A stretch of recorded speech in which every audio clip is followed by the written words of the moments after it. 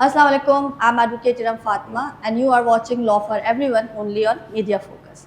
आज का जो हमारा प्रोग्राम है वो बिल्कुल अलग है। आज हम बात करने वाले हैं डिसऑनर चेक्स के ऊपर, जिसे आम लैंग्वेज में चेक्स बाउंस भी कहा जाता है।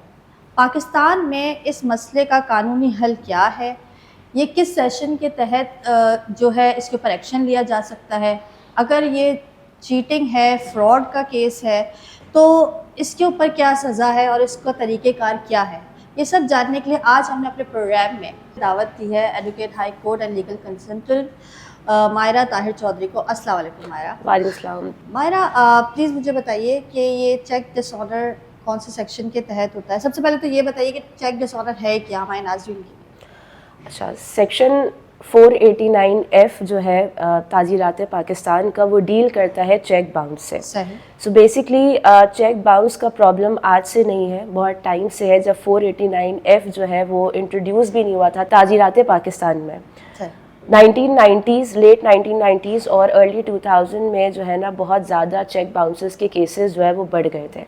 तो 2002 के अंदर जो है वो अमेंडमेंट के ज़रिए 489F को इंसर्ट किया गया था ताज़ीरात पाकिस्तान में, यानी कि पाकिस्तान पिनल कोड में। उससे पहले जो है वो फॉर्जरी के अंदर ये चीज़ आती थी, 420 सेक्शन 420 के अंदर इसको डील किया जाता था। लेकिन पहले भी सिविल रेमेडी मौजूद थी, लेकिन इसके अंदर क्रिमिनल रेमेडी पहले मौजूद नहीं थी। तो 489F के इंट्रोड्यूस होने के बाद जो है 489F यानी कि चेक बाउंस के जितने भी केसेस हैं वो इस सेक्शन के ज़िम्रे में आते हैं। अब थोड़ा सा अगर मैं 489F को थोड़ा सा हाईलाइट करूं, बताऊं, तो बेसिकली ये होता है कि कोई भी बंदा बदनीयती के साथ, डिसऑनेस्टी के साथ जो है वो कोई चेक इशू करे, और चेक इशू करे किसी रीपेमेंट ऑफ लोन की मद में या फिर किसी लीगल इन्फोर्सिबल ऑब्लिगेशन की मद में, और चेक उसके बाद बाउंस भी हो। ये 5 इंग्रेडिएंट्स हैं जो हमें याद रखने हैं। एक तो ये कि बदनीयती के साथ इशू हुआ हो चेक, रीपेमेंट ऑफ लोन के लिए हुआ हो, या किसी इन्फोर्सिबल लीगल ऑब्लिगेशन के लिए हुआ हो, और चेक जो है वो बाउंस हुआ हो। तो ये 5 इंग्रेडिएंट्स जो है बड़े ज़रूरी हैं 489F की जो वो है शिक है ताज़ीरात पाकिस्तान की, उसको अट्रैक्ट करने के लिए। ठीक ठीक। तो यानी आप ये कह रहे हो कि ये जो है ये चीटिंग, फ्रॉड एक क्रिमिनल ऑफेंस हो गया अल्टीमेटली। तो इज़ इट बेलेबल और नॉट बेलेबल? कानून के अंदर इट इज़ नॉन बेलेबल, ठीक है, लेकिन ये कोई हार्ड एंड फास्ट रूल नहीं है। कुछ केसेस ऐसे होते हैं जिनके सर्कमस्टांसेस ऐसे होते हैं, हालात और वाक़यात ज़ाहिर है हर केस के डिफरेंट होते हैं, तो मोस्टली इस तरह के केसेस में बेल मिल जाती है। नॉन बेलेबल बहुत सारे सर्कमस्टांसेस है, जैसे कि बंदा हैबिचुअल ऑफेंडर है, उसकी आदत है बार बार चेक देता है, लोगों को देता है, और इस तरीके से देता है जैसे वो कोई कैंडीज जो है वो बांट रहा है। सही। तो उस सूरत में नॉन बेलेबल है। वैसे ये under the law non bailable है, लेकिन अगेन सर्कमस्टांसेस, हालात और वाक़यात जो है वो डिपेंड करते हैं केस के, उसमें बेल मिल जाती है। जरा इसमें इंटेंशन जो है वो मैटर करती है। इंटेंशन, बेसिकली इंटेंशन करती है, ऐसा ही है। अच्छा, तो इसमें आप क्या समझते हो, अगर हम केस फाइल करना चाहते हैं तो इसका प्रोसीजर क्या होगा, and how do we know कि ये चेक जो है वो किसी की इंटेंशंस को हम कैसे कर सकते हैं, चैलेंज कर सकते हैं? अच्छा, अगर चेक बाउंस की भी 2 रेमेडीज हैं एक इंसान के पास, एक है सिविल रेमेडी और एक है क्रिमिनल रेमेडी। क्रिमिनल रेमेडी यानी कि 489F जी। 489F का पहले मैं बता देती हूँ, फिर सिविल रेमेडी की तरफ आती हूँ। क्रिमिनल के लिए अगर आपको जो है इनिशिएट करनी है प्रोसीडिंग्स या कुछ भी करना है, उसके लिए सबसे पहला स्टेप ये है कि आपने चेक बाउंस करवाना है। सही, ठीक है। चेक बाउंस होने के बाद आप जाते हैं थाने में। थाने में आपने क्या क्या चीज़ें लेके जानी है, आपने चेक लेकर जाना है। चेक के अलावा जो बैंक में प्रेजेंट करवाया था आपने, वो एक रिटर्न मेमो बना कर देते हैं। उस रिटर्न मेमो के अंदर जो है वो लिख देते हैं रीज़न के चेक बाउंस हुआ क्यों है। अब 17-18 वो है कंडीशंस हैं, उनमें से जो भी रीज़न होता है यूजली आता है इनसफिशेंट फंड्स का। अब उसके अलावा स्टॉप पेमेंट भी हो सकती है, लेकिन यूजली जो देखा जाता है वो इनसफिशेंट फंड्स का देखा जाता है। तो इनसफिशेंट फंड्स का अगर जैसे मिसाल के तौर पे लिखा हुआ है रीज़न, तो वो मेमो ऑफ रिटर्न, चेक, उसके अलावा अगर आपके पास कोई सपोर्टिंग अग्रीमेंट है, जो आपने अग्रीमेंट किया था उस चेक की मद में, वो आप लेकर जा सकते हैं। बल्कि ले जाना चाहिए, ले जा चाहिए, सकते हैं, नहीं है। बिल्कुल। उसके बाद अगर आपके पास और कोई सपोर्टिंग एविडेंस है, जैसे कि कभी व्हाट्सएप चैट्स होती हैं जो आपकी चीज़ को इस्टेब्लिश कर रही होती हैं, कोई ईमेल होती है या कोई भी इस तरह की चीज़ जो है वो आप ले जाते हैं। उसके अलावा आपका CNIC चाहिए होता है, और अगर आपके पास अक्यूज्ड का CNIC है, वेल एंड गुड, नहीं भी है तो मैंडेटरी नहीं है। उसका रीज़न सिर्फ ये होता है देने का कि वो अक्यूज की आइडेंटिफिकेशन पुलिस आसानी से कर सके। मोर ओवर थाने के अंदर आपको इसकी दरख्वास्त देनी होती है। ओके। और उसके बाद ये होता है कि स्ट्रेट वे आसान जो एक तरीका है, अदर देन जो हमारी एक्स्ट्रा रिक्वायरमेंट्स हैं, आप खुद वकील हैं, आप खुद अंडरस्टैंड करती हैं कि मैं क्या कहना चाह रही हूँ। प्रोसीजर यही होता है कि थाने में एप्लीकेशन दी, दरख्वास्त दी, उसके बाद जो है जो पुलिस वाले होते हैं वो अदर साइड को बुलाते हैं थाने में, और दे ट्राई के मामला सेटल हो जाए लॉजमेंट ऑफ FIR से पहले। लेकिन अगर FIR लॉजमेंट तक बात जाती है तो फिर वो FIR लॉज कर देते हैं। मोर ओवर ऐसे भी हालात व वाक़यात आ जाते हैं कि चेक बाउंस हुआ है लेकिन पुलिस FIR नहीं काट रही।